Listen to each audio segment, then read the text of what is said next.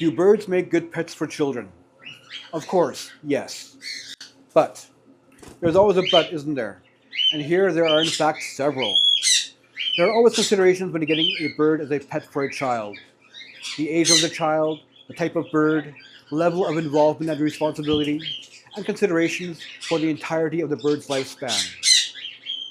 Birds make great pets for people of any age. That includes the very young. A bird can help to teach a child how to be gentle and how to be respectful of another creature.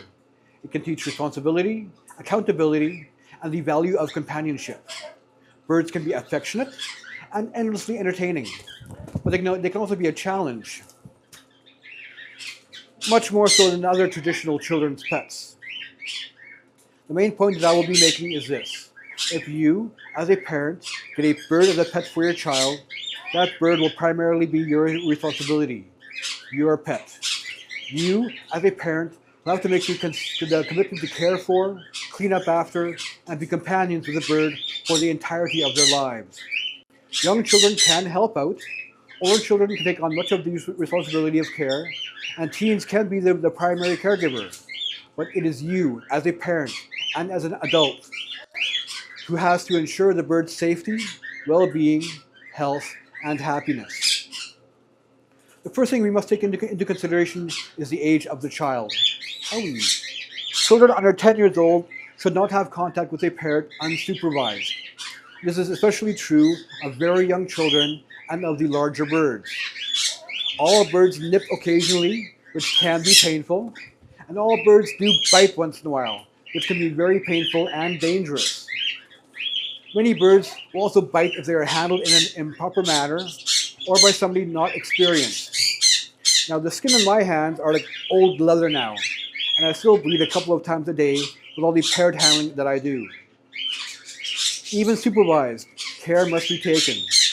Protective eyewear is a must if a parrot likes to ride around on top of a head or on the shoulder. Not really for bites, but for feet and claws and flapping wings. I wear safety glasses whenever my birds are out, which is most of the day. The breed of bird is also an important consideration. Younger children often do better with the beginner-level birds like budgies and cockatiels. Budgies are more hands-off. They will come and land on a head, step up on a finger, but they're not as needy for physical contact. Cockatiels are a good choice as well, though some can get nippy if mistreated. They are usually docile, gentle, and less prone to be moody.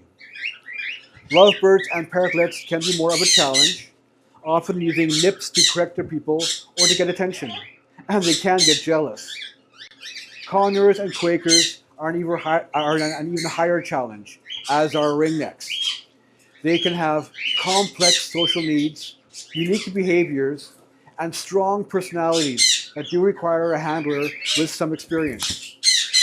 Great care must be taken on any of these larger, higher challenged little parrots, such as Amazons, cockatoos, and macaws.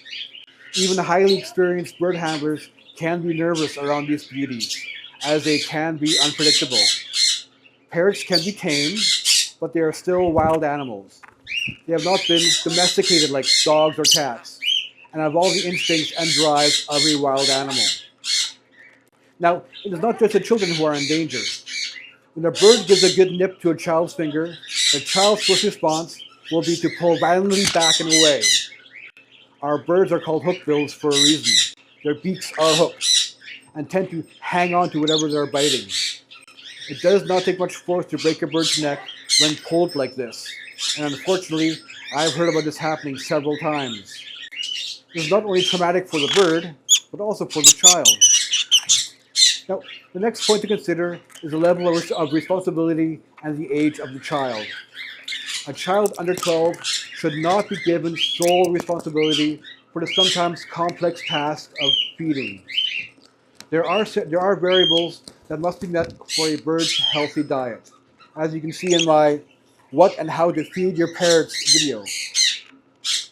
The children can also help by all means, but it is the adult's responsibility to ensure the birds are well taken care of, given everything that they need to be happy and healthy. This also goes for making sure the cage is cleaned regularly, fresh water is available, and there are no hazards or toxic dangers present. Now, when a child gets older, they can take more of this responsibility on themselves. But there will be homework, there will be sleepovers, there will be sports and music lessons and friends and 1,001 other things that can take away their time. Again, it will be your responsibility to ensure to ensure the birds' care. Make sure that they get their daily out of cage time, the daily free flight time, and daily interaction and play with their people that they need to be happy. A bird cannot be ignored for days on end and should not be allowed to just sit in their cage, lonely and bored, for long periods of time. This holds true for older children and especially teenagers. There will be school trips, exams, friends, parties, other teenage boys and girls, dates, relationships, all those things that make the teen years both frustrating and fun.